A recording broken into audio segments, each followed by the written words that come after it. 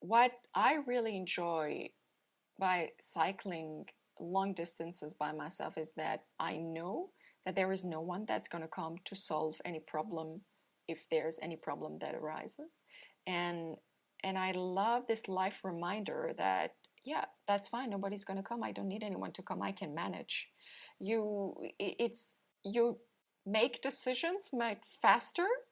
You categorize options much faster. You keep calm much more easily. You become the leader of yourself uh, in a very organic and simple way. And I find that this is daily life lessons that enrich you as you cycle. Welcome to the Seek Travel Ride podcast, where we share the stories and experiences of people who have undertaken amazing adventures by bike. Whether it's crossing state borders, mountain ranges, countries or continents, we want to share that spirit of adventuring on two wheels with our listeners.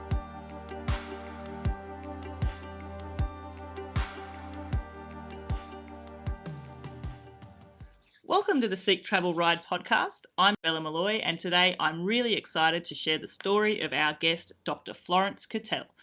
Florence, welcome to the show. Thank you very much for having me. I'm very excited.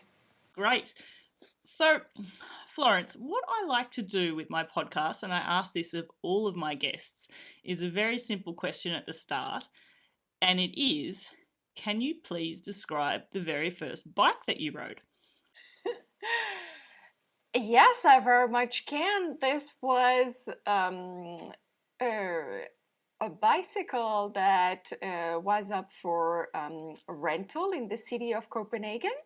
It was a bicycle that worked like trolleys where you put a coin in, and that's how you can detach it from the stand.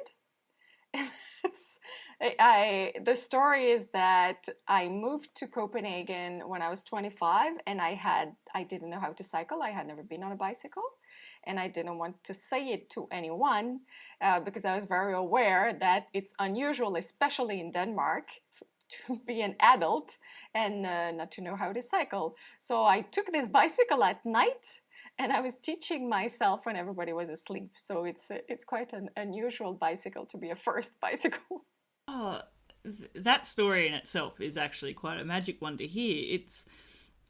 I always prepare myself for hearing about people telling me their stories of when they were 3 or 4 years old, or very, very young and there's a child, and some people might tell me about no training wheels, or their bike was pink or it made noises. But to discover the joy of cycling as an adult, I actually want to delve into that a little bit. So how was it that with your situation, it was until you were an adult that you first started cycling? Yes, it was extremely scary, actually. It took a long time, and by that I mean weeks, for me to be able to just accept to let go, I would say, and accept to have enough momentum that I'd be able to build up a little bit of speed, because that's how you build balance. I fell many times, and what was even funnier, I would say, is that when I finally developed a bit of balance, and I decided to buy a bicycle and stop taking the city ones, I went to a shop and I bought a second-hand bicycle, but I didn't want to try it in the shop because my balance was still not the similar level than everybody in the city, especially in Denmark. So I just looked at the bicycle, I bought it, I pushed it back home. Wow. And at night when I finally tried it on, it was too big, because the Danes are the second tallest people in the world. And even if lowering the level of the saddle to the minimum, my legs were not long enough to touch the pedals. So I was too ashamed. I offered the bicycle to a friend, and I bought another one in another shop. Wow. And so also just trailing back, so you taught yourself on a Copenhagen sort of city bike share scheme bike, and you did this in the nighttime as well. So just to add an extra complexity to it, like you're learning balance as an adult, but you're also doing it at nighttime. Yeah, I would say actually that it was really lowering the complexity, because there was only myself. The only mental barriers were my fear of falling. The fact that it was at night really made it much easier for me to just focus on me and not think of what the world may be thinking of myself. Because for people that have never been to Denmark, really Danes, it's almost as if they were born with bicycles between their legs. This is not something that they can understand, that an adult that has a body without any disability cannot cycle. Yeah, and it's interesting because I actually wonder how many adults there are that where cycling isn't something that they had discovered as a child. I think they are more than what we imagine in the Western world because later in life, at different moments and in different cities, I've seen women trying to cycle with someone holding them in the street, and I had this beautiful moment and joy of stopping by and sharing my story in just 2-3 sentences and telling them, I know how happy you'll be when you finally can make it, and I'm very excited for you and congratulations. Oh, what? And again, it's that you've had that experience as an adult, so you can empathize with what they're feeling at the time. Completely relate. Yeah. Oh, fantastic. So, can we just take the time now, Florence, just to give our listeners a bit of background to yourself? Sure. I am French. I grew up in Paris. I am a neuroscientist. Since the age of maybe 8, I've had in mind this very big dream of understanding how the brain works in order to, well, help people with their mental health. And I studied in Paris, then moved to Copenhagen to work for the University of Copenhagen as a neuroscientist.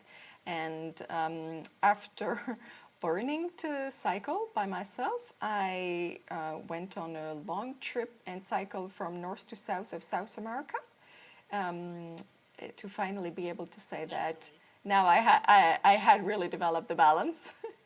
And after that, I moved to Australia to pursue different type of work in neuroscience.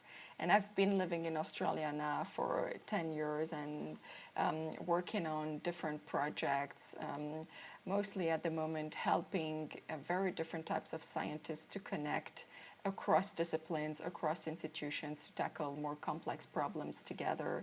And at the moment, I'm getting into a new endeavor focusing on prevention of burnout and quiet quitting, using my skills of leadership, neuroscience, capacity of understanding how organizations and complex problems can be managed to help people feel that they can achieve whatever they care about through their work. I feel that that particular part of your research would be just absolutely fascinating. For me personally, it's fascinating. We'll probably get into this further into our discussions today, but I wonder also how the research and the knowledge that you've built up as a neuroscientist has informed and assisted you with achieving some of your endurance feats that we'll talk about today as well. So on the topic of endurance, your participation in endurance sports, it wasn't necessarily, sports in general weren't necessarily something that interested you as a child. Am I correct in saying that? Yeah, you're absolutely correct. As a teenager, I thought that I was a brain, that happened to have limbs. That's really how I pictured myself. I was doing no sport unless the teacher was kind of forcing me at school, I would say. And I really thought that in a way I couldn't. I visually have this like cartoon illustration of like a pink brain with like little stick legs and little arms sort of pointing around, and then that's how you pictured yourself. So you told yourself, or you had this internal voice with yourself that no, sport wasn't for you, and so you avoided sports through your childhood then? Yeah, absolutely. I was a bit advanced at school. I was very good at mathematics. And I think I developed quite early on this idea that this was this thing. I could deal with numbers. I could solve complicated equations. And that was it. In life, you could do one thing. That was mine. I I really didn't realize how a person can be multifaceted, I would say. Okay, so then how did you make that shift? How did you change your perception from sports are not for me, it's not something I participate in, to all of a sudden beginning to participate and enjoy perhaps in sporting activities? That's a very good question. What happened? I think that when I was a teenager, I was a shy person, and one day I decided I didn't want to be shy anymore, and actually just taking that decision worked. The next day I woke up and I wasn't shy anymore, and that was probably when I maybe a few years later when I realized that I had made that switch so quickly and that it was really holding on to one decision. I understood that if I had done that for one thing, I could do this for many others, and there would be no turning back from that point. So it was almost like a switch went off overnight. I'm not shy, I can do this. And it was like a self belief moment. Yeah, I think so. And a moment of taking my own life in my own hands. Wow, all these doors began to open for you. And the door of endurance activities began to open for you as well. So, can you give us a little bit of a background of the first type of endurance sports that you participated in? I guess the first one was running a marathon.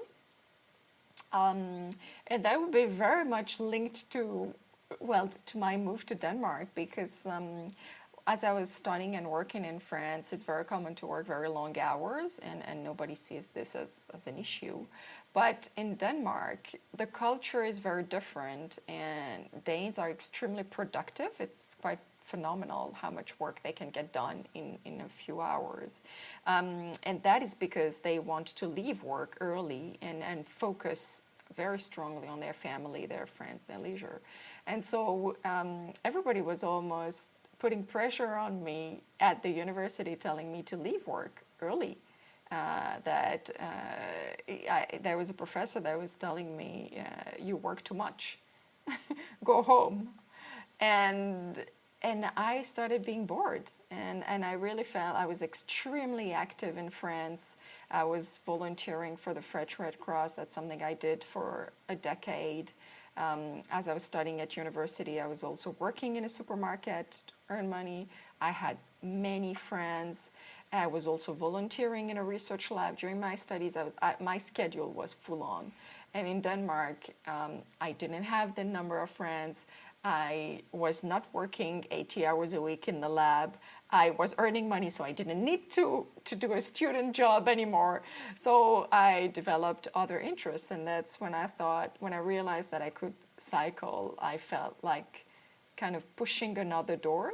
And I was already running a little bit, maybe half an hour to an hour once a week. And I just thought, maybe I can actually run much longer and more often, and I did. And so then you became a marathon runner. Yes. Did you go straight to, was the marathon the first type of running event you entered, or did you have like the 5K fun run or a 10-kilometer run, or, you know, there's one thing to enjoy an hour of running. 42 kilometers, or? Yes. It Yes, is 42. vastly different. I think I did a 10-kilometer once with a friend because the friend had registered and I wanted to like be there with her. And I did run a half marathon, I think before the marathon. But in my mind, like none of this mattered. It was the marathon that I was going for. It was the other runs were training. Was it something specifically about the challenge? It was just the perfect distance for me to think that maybe I could not. And achieving it felt like it would be touching my limits. And that's definitely what I was after and what I am still after in kind of everything that I do. Approaching my limits and seeing if I can touch them or if I can push them I get a lot of joy out of that. Wow, so extending yourself and seeing what's possible. Yes. And I think if anybody from the audience is into long distance cycling, they can really relate to these sensations that you can have when you've been doing sport, exercising for a few hours. This kind of internal joy that comes mixed with very strong emotions. That's fantastic sensations, and I think that's what I go after. I can totally resonate with that. For me, that's the moment where I find that I hit that internal state of flow. I'm in that flow state mindset where I lose time because I'm so in the moment. I'm so mindful of the activity that I'm doing, and it's a positive experience. I really appreciate that. Yeah, for me, it becomes pure joy. So running was the first sort of endurance type of sport that you liked, and that was I'm not sure if the word passion is the right one. Perhaps it is, but it's something that you really enjoyed to participate in. You then learnt how to ride a bike, and I think also, Florence, you participated in an Ironman as well. You are an Ironman. Yes, I am an Ironman. Yes. Wow. So combining running with swimming and then cycling. Yes. The story is that as I was preparing to cycle in South America, from north to South America, I for 2 months I stayed in Zurich, and one weekend there was an Ironman organized there all around the lake, and I didn't know what Ironman was. I was just walking there a Saturday afternoon. I saw there was a lot of activity, went to check what it was. And if you've ever been close to the course of an Ironman, you know the energy, the joy, the enthusiasm, the excitation that emanates from it is absolutely fantastic. And I think I fell in love with the event on that day.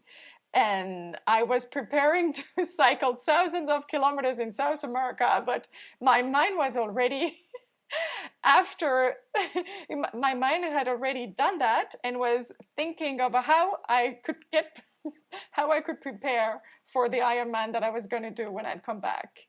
Oh, wow. I knew I could manage the run. I was gonna definitely train on my cycling, and the swim was going to be the challenge. I could swim, but I could swim breaststroke. I had never learned freestyle, or never well enough so that I could swim freestyle long distance. And so after cycling in South America, as soon as I put my bicycle back in a box, I was already thinking, okay, now I need to learn to swim. I'm still yet to meet an Ironman who has enjoyed the swimming leg. That signs up because swimming is their thing. There are a few, but it's a minority. Yeah, it is, isn't it? If there's any listeners to the show that are Ironman and love swimming, please reach out to me. I feel like I could talk to you about Ironman for a while, but I do want to go into your trip through South America. It's a monumental journey. And you started in Ecuador and the finish was in Argentina, that's correct? Yes, absolutely. I started in Quito, which is the capital of Ecuador, which is basically on the line of the equator, and finished in Ushuaia, the most southern point of the continent, going through the Andes, Peru, Bolivia, and Chile, Argentina, back and forth until the most southern point. What is the exact distance?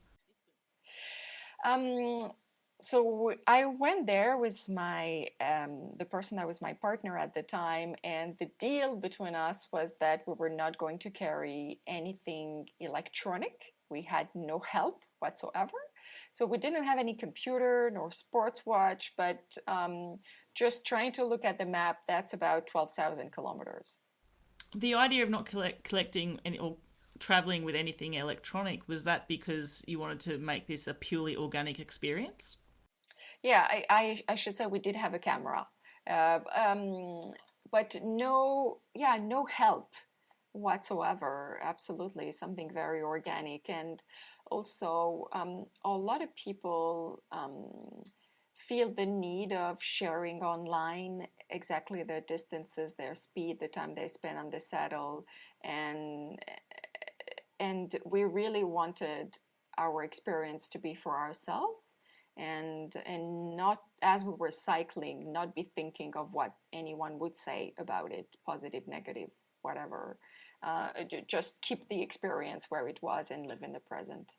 Oh, I love that you took that decision at the outset. Yes, yes. Well, a good phone could have been a good idea, and 10 years later, I would actually not recommend, if anybody's listening, I absolutely do not recommend you to cycle across the Salar de Uyuni without a GPS, nor Sutlipes, the desert in Bolivia, because we did get lost for 3 days in the desert in the middle of nowhere. Truly lost. We ran out of water. Our stove broke down. This was a really serious situation. So I don't think that in that area it's something very wise. We did carry a compass, but it happens that there's a lot of lithium in the ground, and the compass doesn't work in many areas of Bolivia. Oh, wow. I didn't even know that that was a thing.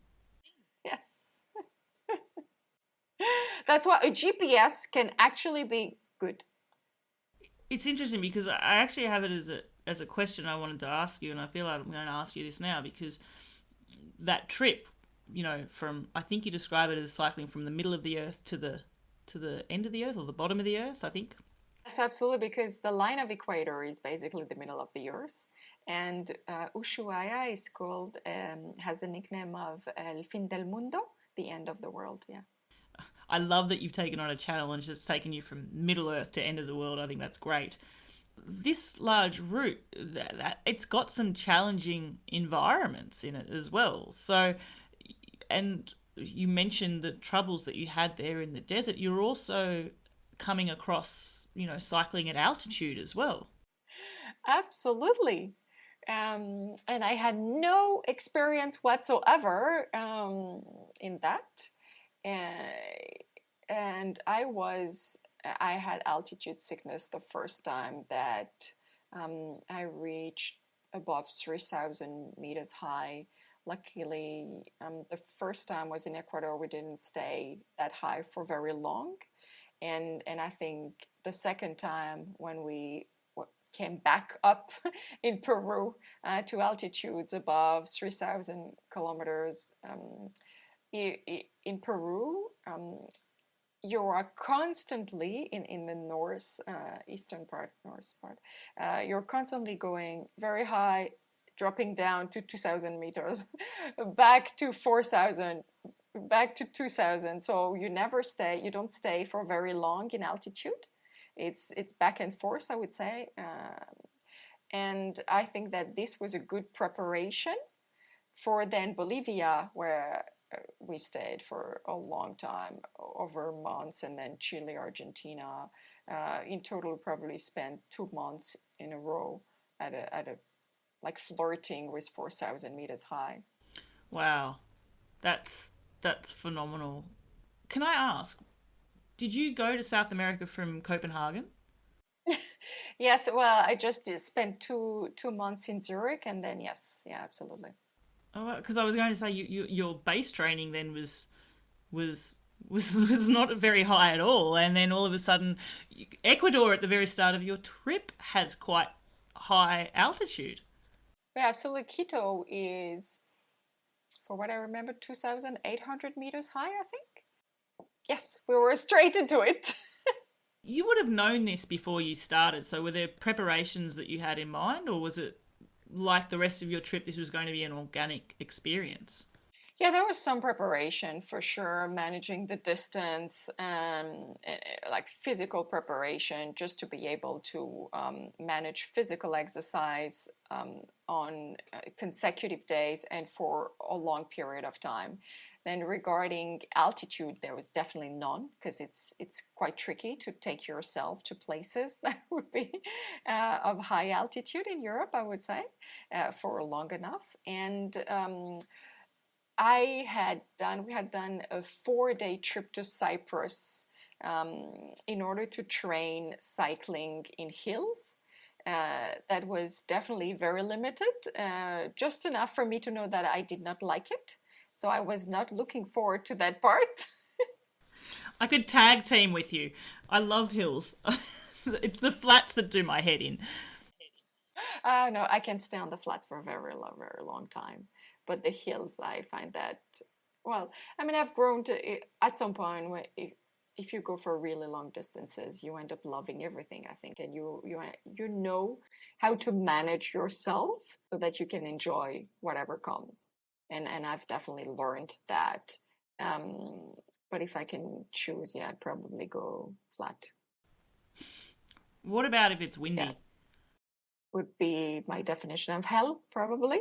Or, but the way I try to see it now is I feel alive because I feel the elements. And I try to think of it as just a reminder that I'm very lucky that I can feel things. I feel even more connected with the environment. That's how I try to put it under a romantic angle and try to enjoy a situation that usually nobody enjoys. Cycling with headwind is not the favorite for a cyclist. No, I always say that wind is like the worst of the weather when you're on a bike.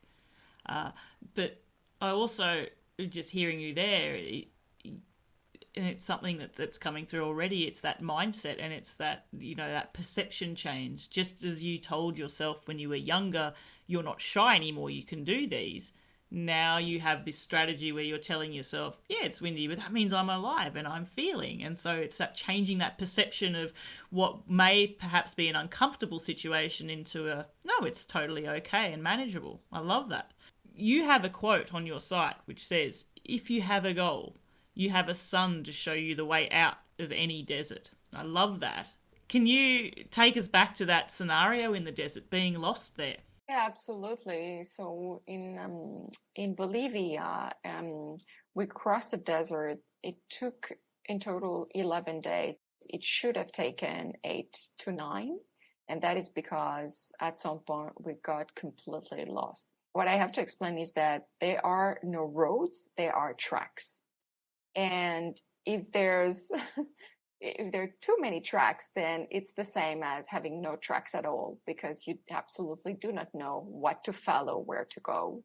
And we hit both situations where there were areas where there were way too many tracks. We didn't know which direction to go, and areas where there were no tracks anymore at all.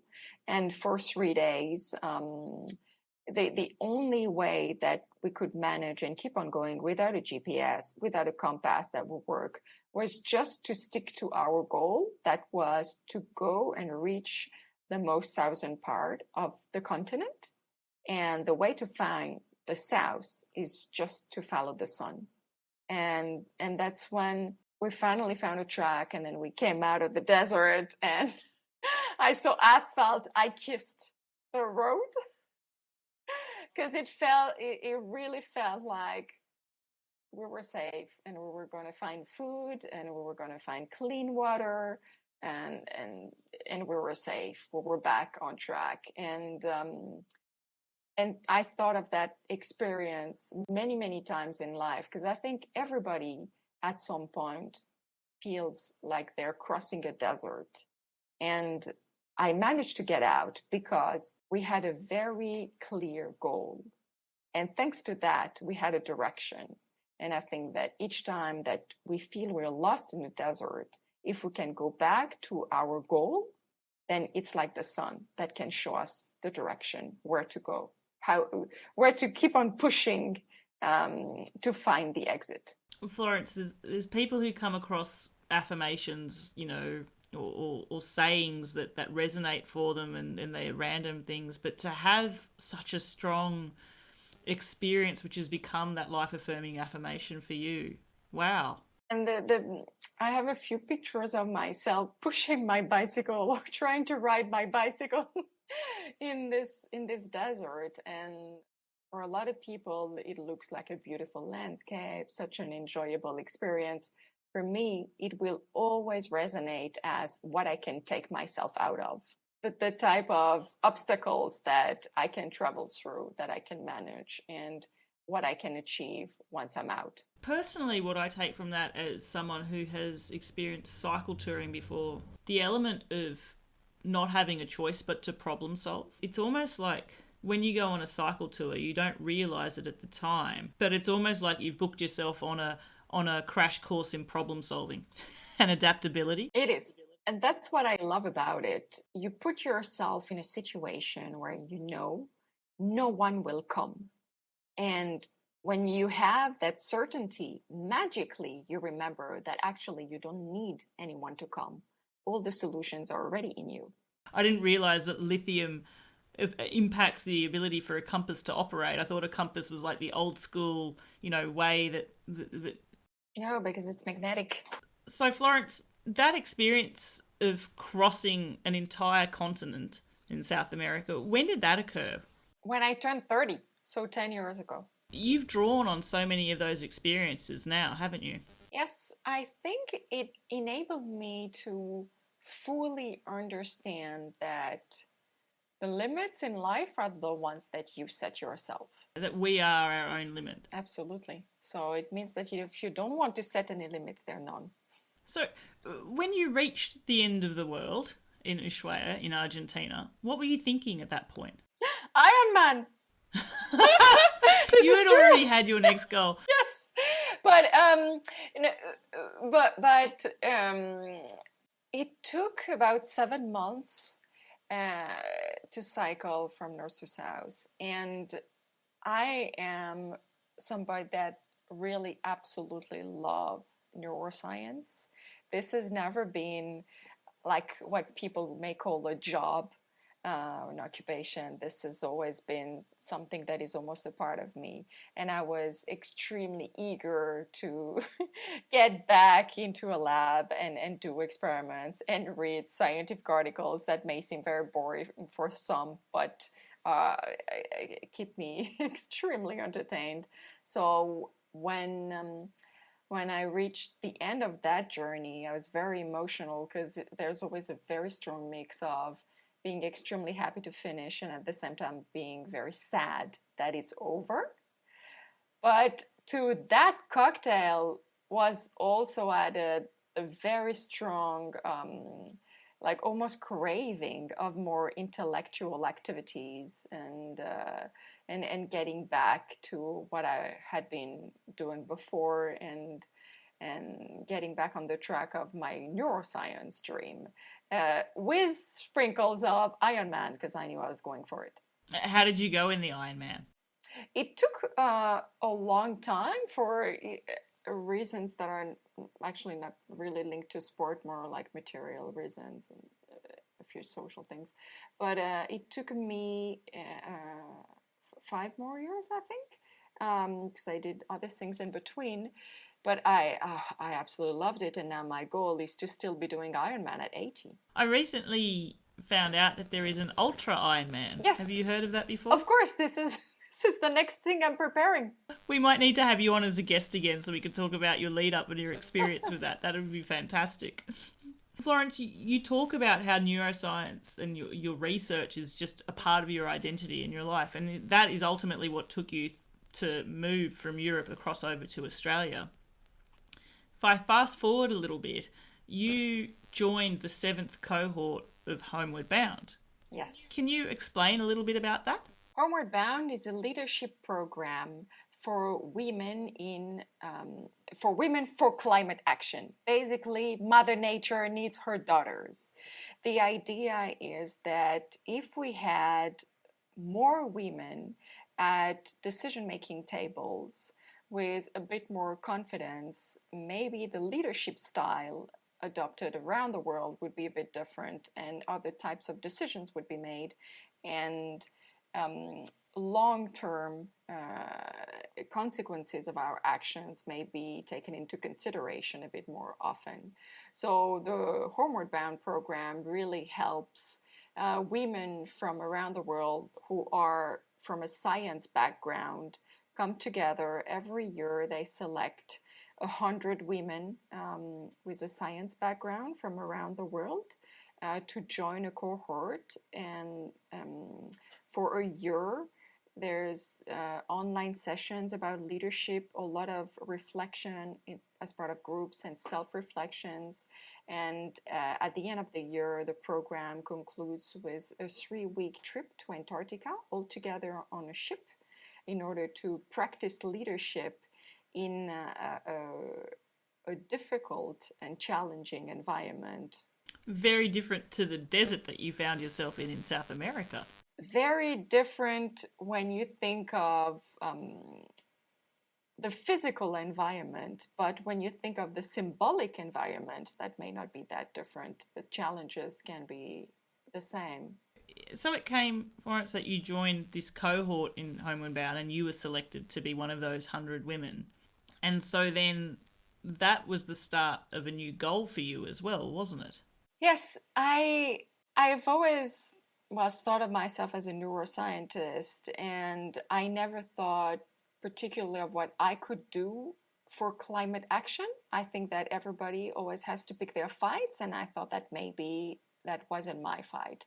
But I realized that to preserve our planet, we need absolutely everybody. And even though I am not a climate scientist, I am somebody that can contribute through my capacity of bringing very different people together.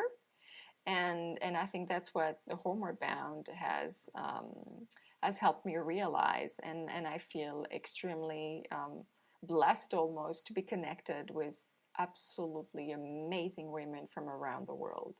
And with Homeward Bound, I've been thinking of what was going to be the next adventure, the next big project that I would not just think of as an idea in a future, but as something that I would be doing in my present. And in the late 2022, I cycled from Darwin to Adelaide as part of a fundraising campaign for the Homeward Bound program, but also to inspire people to realize their dreams and helping them, or just using examples and anecdotes from my trip to help them prepare for their own dream and for their own journey, so that I'm not the only one that transform my ideas into a present, but that we all do the same, and hopefully people that have wonderful ideas of projects about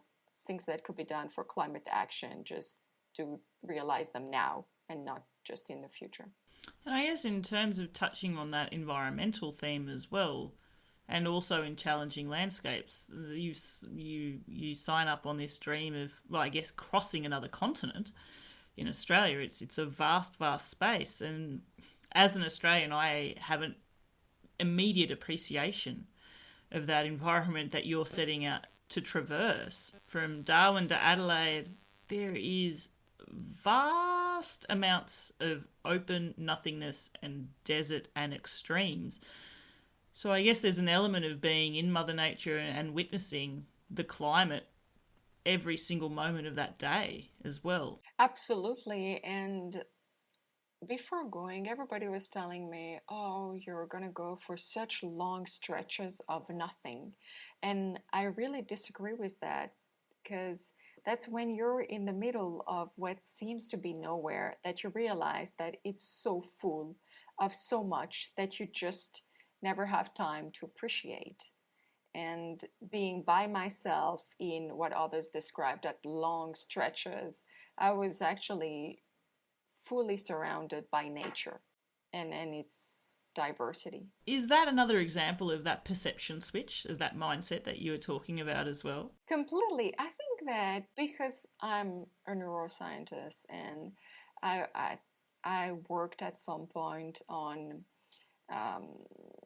to make it into something more simple, how we create an internal representation of the outside world, how our brain manages information. I have a different appreciation of what we think we live, what we think we see, what we think we hear. And I know how much it all is a construct of our brain, and how just the thoughts that we decide to follow can influence that. And we really can decide whether we look at things from a positive or from a negative angle. And I think that when you understand that, you can decide to stay on the positive side. Were there testing times on your journey where that choice, it wasn't an immediate one to be in that mindset, and you found yourself having to prompt that mental shift and perception? Yes, absolutely. I think it's constantly an active process, and it almost feels that you reach moments where you can decide to go one way or another very, very often, and life tests you, like you're saying.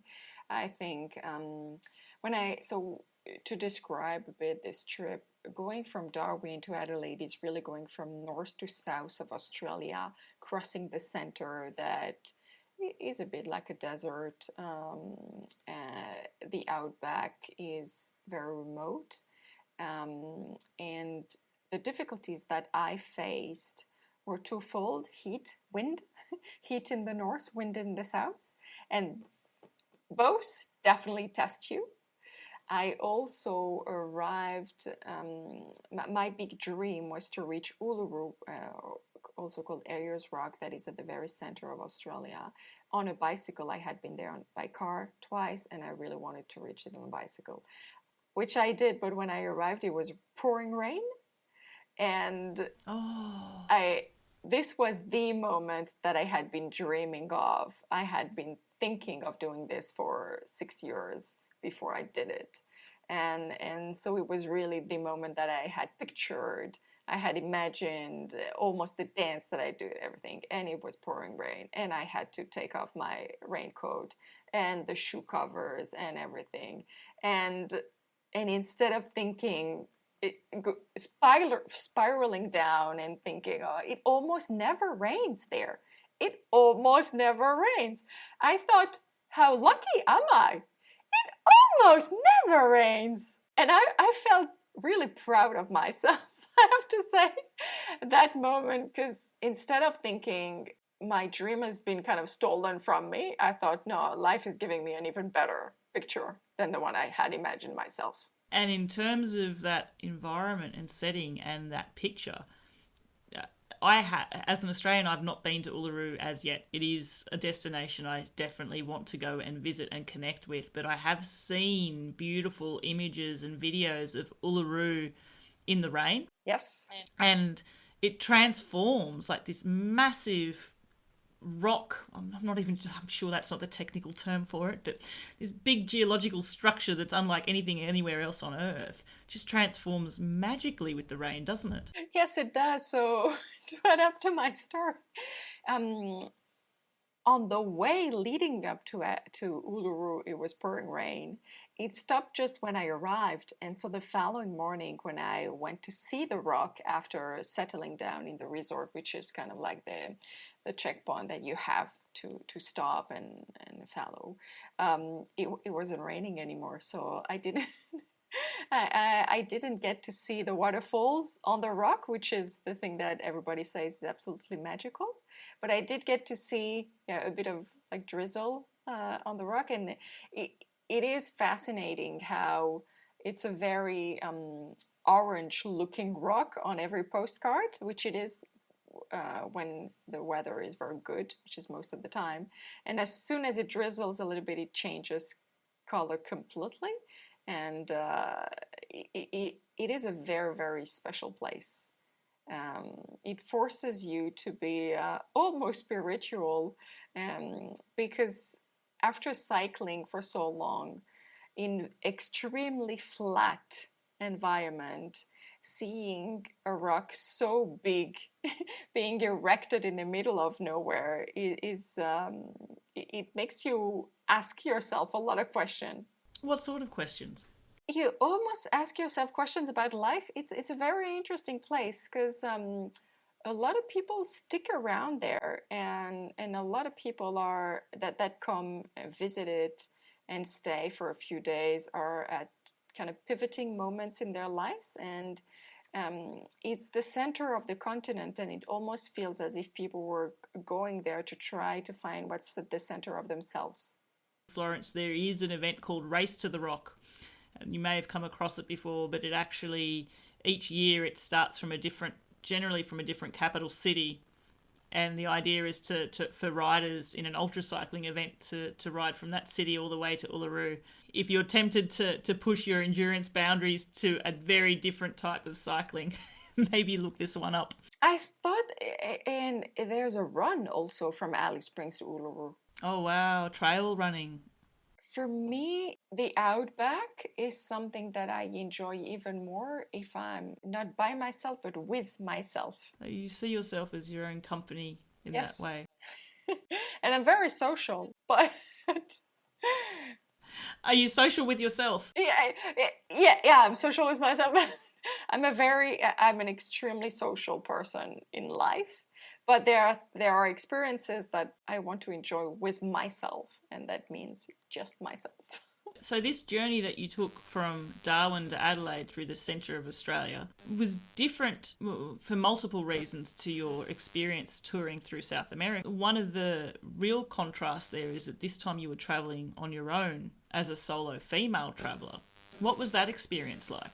I really enjoyed it, and I think I even prefer traveling by myself than traveling with someone. When you travel with a heavily loaded bicycle, no matter where you are, if there's anyone around, the bicycle acts like a magnet.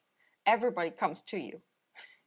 And if you're by yourself, it means that on a daily basis, you make wonderful encounters. So being by yourself doesn't mean being by yourself all the time. But at the same time, when you're cycling, it means that you can decide without compromising with someone else where you go, how fast you go, for how long you go, on which terms you go. And I really enjoyed that experience. And then what I really enjoy by cycling long distances by myself is that I know that there is no one that's going to come to solve any problem if there's any problem that arises. And I love this life reminder that, yeah, that's fine. Nobody's going to come. I don't need anyone to come. I can manage. You make decisions much faster. You categorize options much faster. You keep calm much more easily. You become the leader of yourself in a very organic and simple way. And I find that this is daily life lessons that enrich you as you cycle. I've brought this up a number of times, but it really is this mindset that it's the mindset that you tackle your goal with, which shapes how that goal would be.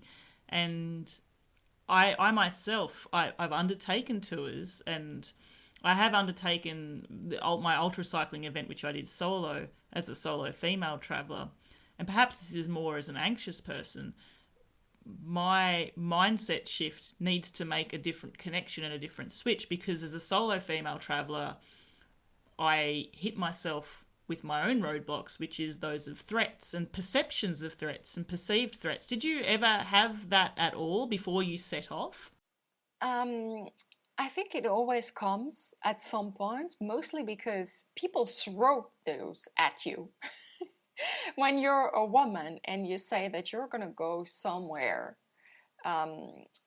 far away from civilization by yourself, this is the first thing that they will tell you. Aren't you afraid?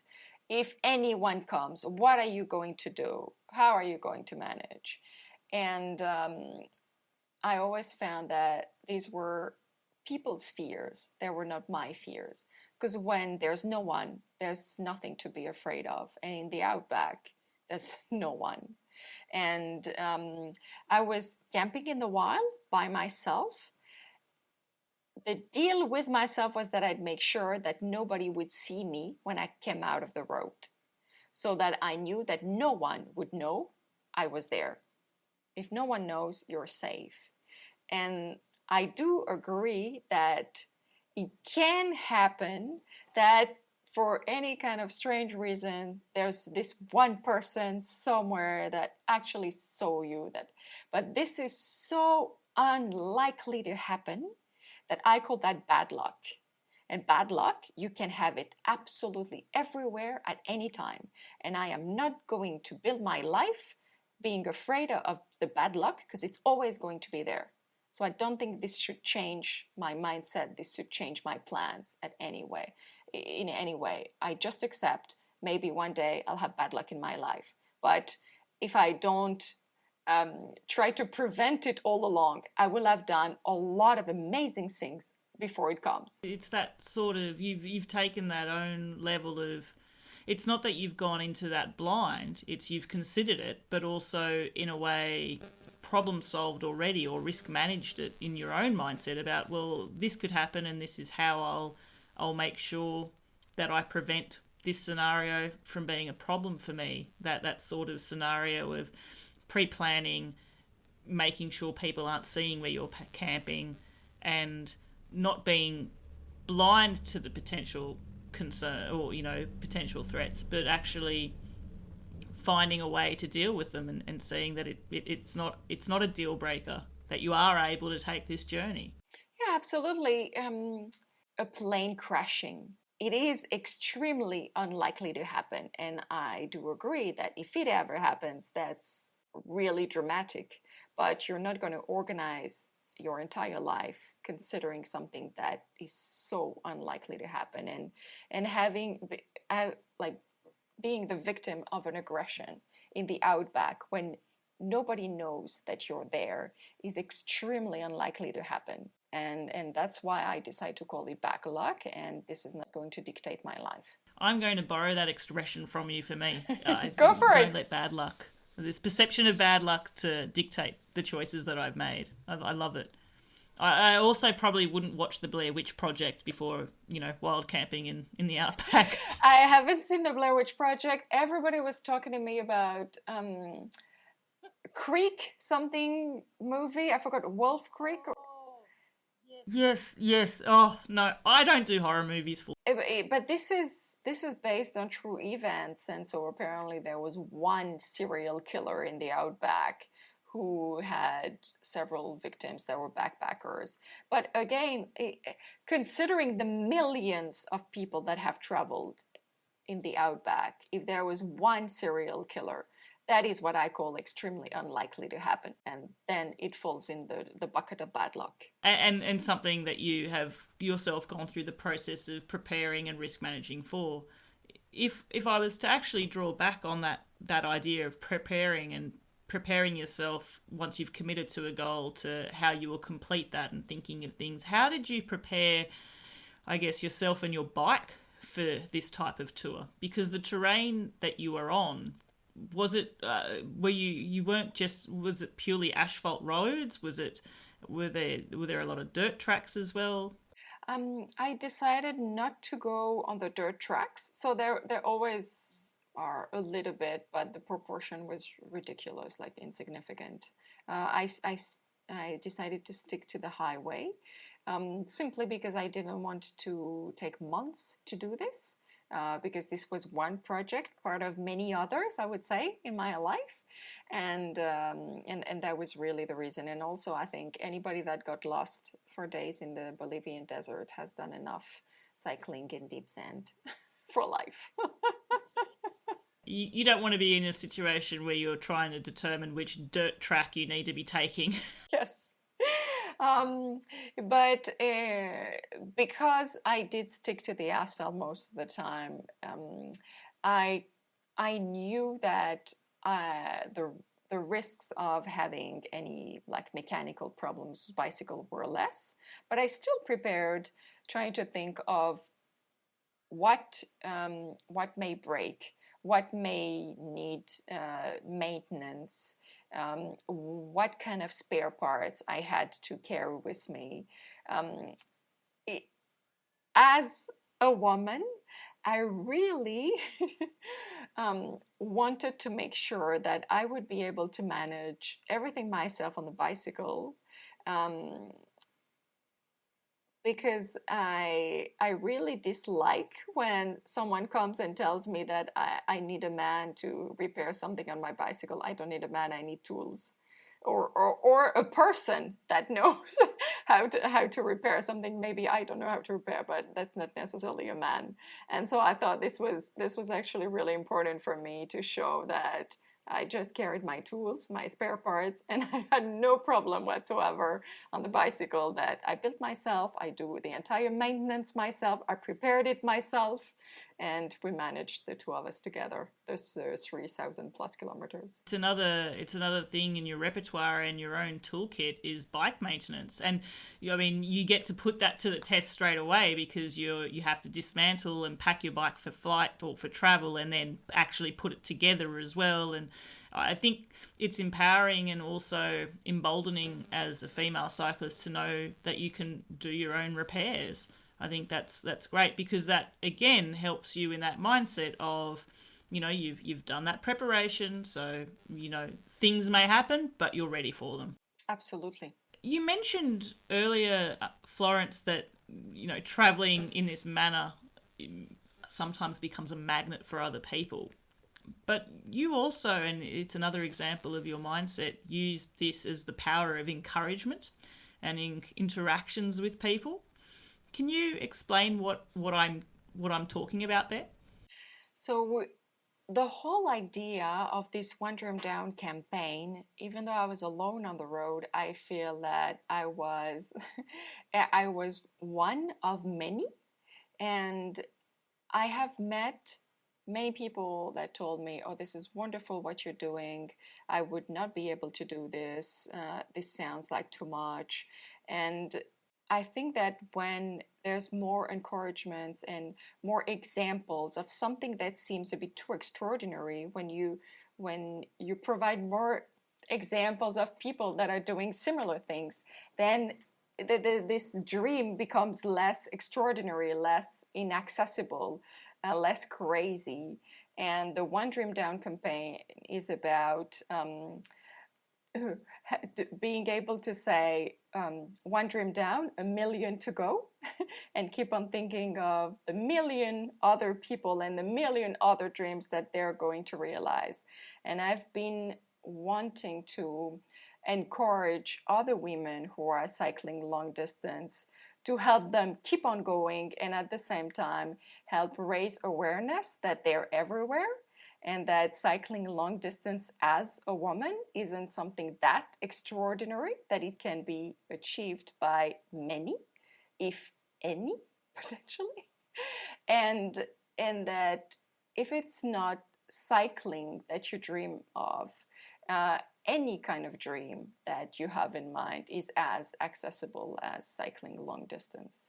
Sorry, I'm just so enthusiastic listening to you share your story. It comes across that you're just passionate about this project and passionate to help others achieve these type of goals as well. When you come across people who perhaps say, I'd love to do that, I've wanted to do that, but, and you hear them reference but and then shift to a reason or their perception of what's stopping them and their roadblock, what would your advice be to that person? I always ask them more questions to try to help them understand why they see something or another as a roadblock, and help them see that maybe there are other options to what they're describing that would still enable them to reach their own dream. I think that one thing that is extremely important is to pursue your own dream and not the dream of others. For example, anybody that hears that I've done, or many people that I hear that I've done Ironman would be saying, "Oh, I'd love to do that." And I've been in a situation asking, "Oh, you like cycling? You like running? You like swimming?" "No, I hate all this, but I'd love to be able to say I did an Ironman." And then I'm like, choose something that you like. 20 hours of training a week is a long time, and that's not just 1 week, that's months. And but when you are able to identify something that gets you so excited that it's going to carry you and energize you through the entire process, that's something you should really not let go of. And I think I when I hear people raising all these risks and these fears and these obstacles, then I try to help them see that maybe there are other options to what they're describing, and also help them focus on the energy that they can draw themselves from their dream, from imagining, realizing it. I've had the idea of this One Dream Down campaign after competing in Ironman, because Ironman was something absolutely unpredictable for me, or the aftermath of it was unpredictable, is that I had many of my friends that got extremely enthusiastic about me competing, which I had not expected at all. And on the day, I had a support crew of 9 friends who traveled to be there with me, and I had 50 friends from around the world that were following a WhatsApp group where my support crew would post videos, pictures, explain to them where I was, interview me in the middle of the course, so that my friends from everywhere around the world could follow up. And afterwards, many of my friends took up new projects, and some of their kids took up new projects, saying that seeing me reaching my finish line had really inspired them and made them remember that there was this project they really wanted to achieve. And I had absolutely not meant to do that. I had not thought of creating this WhatsApp group. That's really friends that asked for it. I was not telling anyone, go for your dream or anything. I was just doing my own thing and enjoying myself. But when I saw that just letting people see you realize something that you deeply care about had a true power and was empowering them to dream for themselves and remember that they could work towards their own finish line.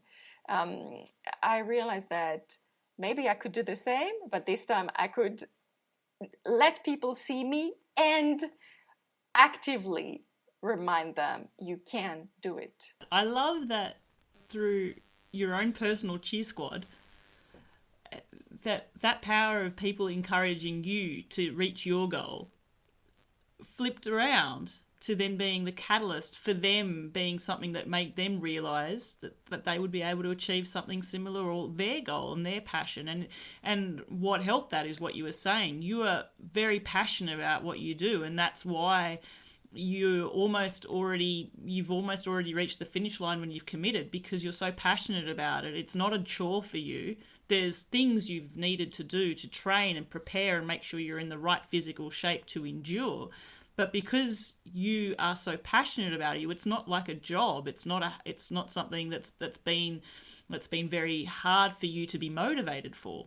But I love that idea that your cheer squad then was motivated by you to then motivate themselves. Yes. That's fantastic. On the day of Ironman, I have a friend that decided to do one himself, and the following year I came back on the course, but to be on his cheer squad. Oh, I love it. It's like a full 360. Mm-hmm. Florence, I've really enjoyed hearing your story. I think there's lots of takeaways for me personally, and I think our listeners will feel the same. Something I like to ask all my guests before we wrap up the show. Again, it is cycling related, and I've kind of already asked you one of these questions before, but just to keep it the right way, I'll ask you again. If you have the choice of cycling in a perpetual uphill or into a really, really strong headwind, like the strongest headwind you've ever imagined, which one are you choosing? Oh, wow. This is such an interesting question. I think I'll go for the headwind because it reminds me I'm alive. Oh, I love it. I love it. And secondly, if you had a choice to cycle for 4 hours during the day and you could cycle in your own company or cycle with other people, which one are you choosing? I completely enjoy both. I think that if I felt that I can make a difference in the people, if I could make a difference in the life of the people that would come with me during those 4 hours, then I would pick that. If that would just be to be there with them without kind of like impacting them in any way, then I'd just go on my own, because at least if I'm with myself, I feel like I make more differences to my own life. I love that. I love that your decision is based on what's going to have the biggest impact at the time. Florence, for our listeners who want to find out more about you and follow along with your next journeys, where can they find you out there in the World Wide Web? I think there are 3 ways, actually. Maybe the most convenient one is my personal website, drflorencecotel.com. But you can also follow the One Dream Down campaign, which is called @OneDreamDown on Instagram and Facebook, which is really about inspiring others to realize their dreams. And on a more kind of business level, and if you're interested to hear about burnout prevention and how we can help very different types of people work together to solve complex problems, you can follow me on LinkedIn at my name, Florence Cotel. The diversity of ways to follow what I do just reflects the diversity of projects that I undertake. It also reflects your personality as well. I've really enjoyed speaking with you, and for our listeners, I'll provide links to all of those means of keeping in touch and following along with Florence in the show notes. Dr. Florence Cotel, it has been an absolute pleasure to hear you tell your story. Thank you for saying yes to sharing it with our listeners, and I know that I will definitely be keeping an eye out on your next adventures and maybe that ultra run from to Uluru. Maybe don't put too many ideas in my mind. Thank you so much. Thank you very much for what you're doing. And I hope that anybody that has listened has had some ideas of the next big thing, big or small thing that they're dreaming of doing and that they're already thinking of the date. For sure. Thank you so much, Florence. Thank you, Bella. If you've enjoyed this episode and would like to support the podcast, please leave a rating and review. It really helps the podcast to grow and reach a wider audience. Also, feel free to share it with others and post about it on your social media. Lastly, do you have your own story you'd like to share with us? Then please get in touch by sending an email to podcast@seektravelride.com and request to be featured as a guest on the show. Until the next episode, I'm Bella Malloy. Thanks for listening.